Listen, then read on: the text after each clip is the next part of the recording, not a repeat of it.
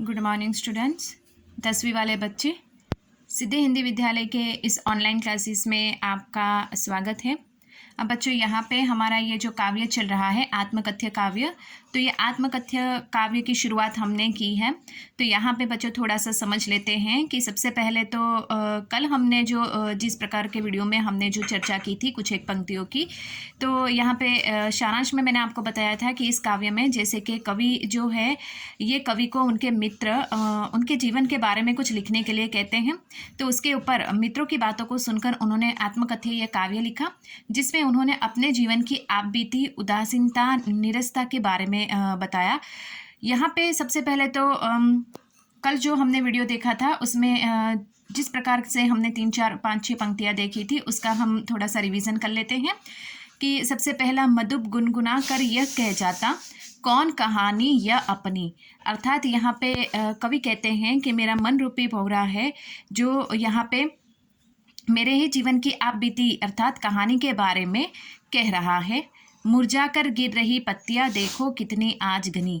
अर्थात यहाँ पे दूसरी पंक्ति में कवि कहते हैं कि मेरे जीवन रूपी इस जो कलियां हैं, इन कलियों को यहाँ पे जो बटोर के रखने वाली थी, अर्थात यहाँ पे जो इसको संभाल के रखने वाली थी, वो बहुत सारी जो कलियां हैं ये अब गिर गई हैं। इस गंभीर अनंत नीलिमा में असंख्य जीवन इतिहास। कवि कहते हैं कि संसार में बहुत सारे महान पुरुष ऐसे हैं कि जिन्होंने अपने असंख्य ऐसे महान पुरुष हैं जिन्होंने अपने जीवन इतिहास यानी खुद के अपने जीवन के वृत्तों के बारे में लिखा है। जीवन वृत्त यानी अपने जीवन के बारे में लिखना।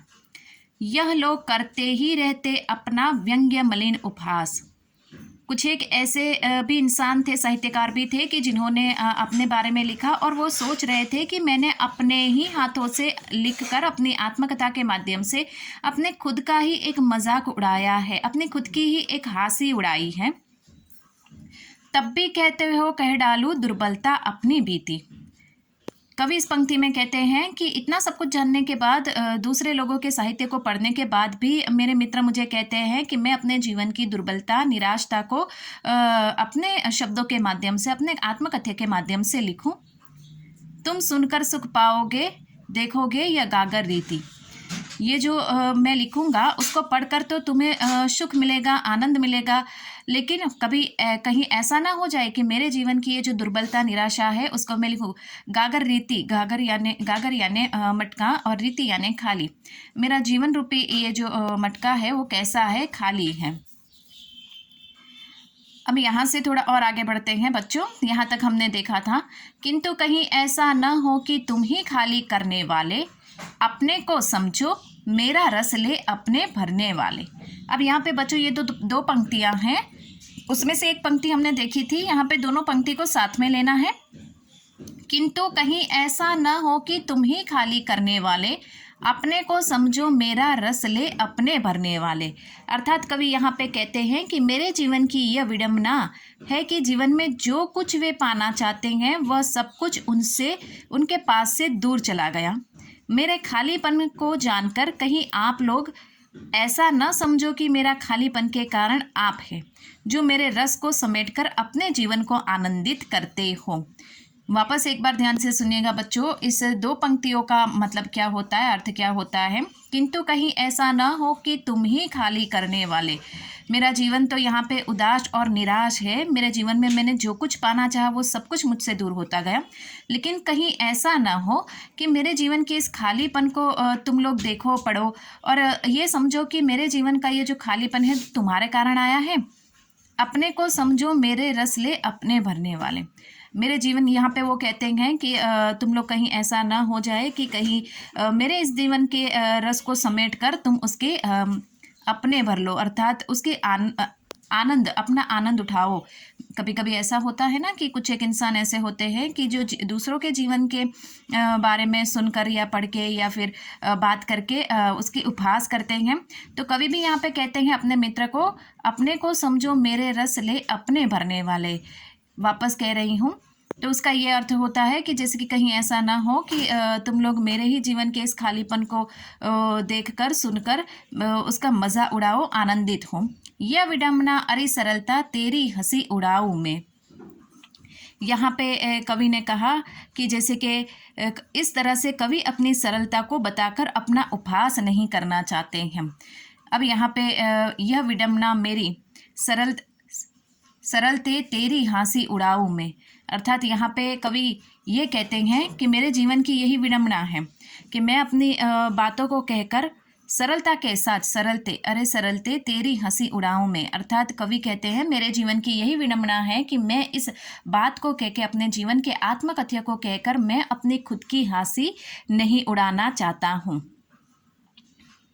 भूले अपने या प्रवंचा और की दिखलाऊं में, कवि कहते हैं वह अपनी भूलों को या जहाँ तहाँ धोखा खाया है उसे प्रकट करके अपनी हंसी नहीं करना चाहते हैं।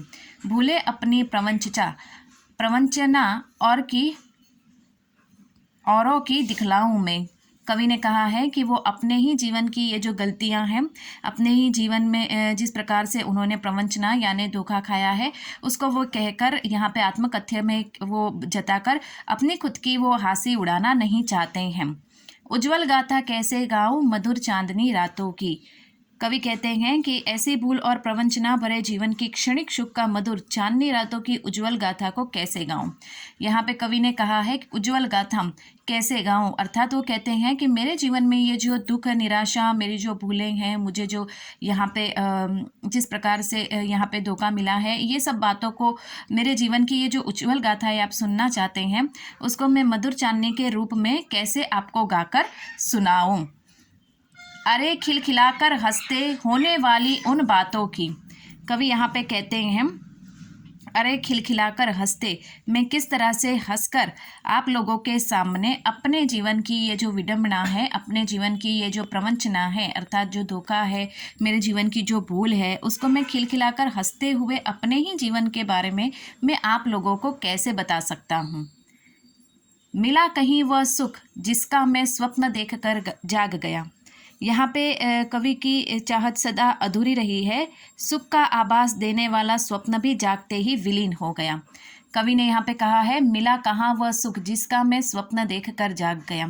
कवि कहते हैं कि मैंने अपने जीवन में हमेशा जो स्वप्न देखा, मैंने अपने जीवन में हमेशा जो स्वप्न देखा वो स्वप्न का सुख आँख खोलते ही जैसे विलीन हो जाता है। विलीन होना यानी गायब हो जाना। मुझे वो सुख जो है वो सुख की आभा कहीं नहीं दिखाई दी, मुझे वो सुख अपने जीवन में कहीं नहीं मिला। मैं हमेशा उस सुख के पीछे, हम कहते हैं ना इंसान सुख को बटोरने के लिए जितना उसके पीछे भागता है उतना ही सुख उससे दूर भागता है। तो यहाँ पे कवि ने भी कहा है कि जिस सुख की चाह मैं रखता था उस सुख के पीछे मैं भाग रहा था, उसके सपने देख रहा था, लेकिन ऐसा लगा कि जैसे आँख खुली और वो सपना मेरी आँखों से ओझल हो गया। आलिंगन में आते आते मुस्काया कर जो भाग गया, कवि कहते हैं यहाँ पे हमेशा सुख मुस्कुराहट बिखेर कर भाग जाता है और कवि आलिंगन को चाहत में फैलाकर मतलब उसको समेटना चाहते हैं हम। यहाँ पे कवि ने कहा है कि जिस प्रकार से कवि जो है अपने जीवन में सुखों को बटोरना चाहते थे और उसको उन सपनों को जैसे कि वो खो देते हैं, उसी प्रकार से जैसे ही आँख खुलती है वो स्वप्न अपने आँखों से अदृश्य हो जाता है, वैसे ही जीवन में भी सुख ऐसे ही आया और जैसे कि अभी समेटने ही वाले थे उसको, आलिंगन में आते आते मुस्काया कर जो भाग गया। अर्थात यहाँ पे कवि अपने जीवन के सुखों को बटोरना चाहते थे, अपने जीवन के अंदर समेटना चाहते थे, लेकिन जैसे ही उसको समेटने वाले होते हैं जैसे, तो उस प्रकार से वो सुख क्या करता है, जैसे हंसते हंसते उनके जीवन से वो भाग जाता है। तो बच्चों यहाँ पे इस वीडियो में हम यहाँ तक रुकेंगे और आगे वाले वीडियो में उससे आगे जो अधूरा सा थोड़ी सी पंक्तियाँ रह गई हैं वो थोड़ी सी पंक्तियों की हम चर्चा करेंगे। Thank you.